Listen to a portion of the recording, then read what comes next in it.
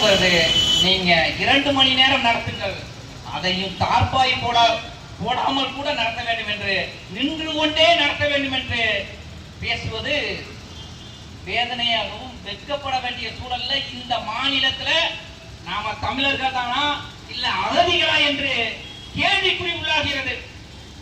நாங்கள் அதற்கெல்லாம் சளைத்தவர்கள் அல்ல, தரையில் உட்கார்ந்து போராடுவோம் என்று ஒரே காரணத்திற்காக தரையில் வந்து போராடுகிறோம். தரையில் அல்ல, ரோட்டில் உட்கார்ந்து போராட சொன்னாலும் ரோட்டில் உட்கார்ந்து போராடுவோம். எங்களுடைய கோரிக்கை, எங்களுடைய நியாயமான கோரிக்கை நிறைவேற வேண்டுமே தவிர எங்களுடைய நோக்கம் பட்டு மேறி போய்விட அதுல படுத்து எழுந்திருக்கிறவர்கள் நாங்கள் அல்ல. சாக்கடையை போட்டு அதில் படுத்து போராட்டம் நடத்த வேண்டும் என்று போராட்டம் நடத்த தயார்.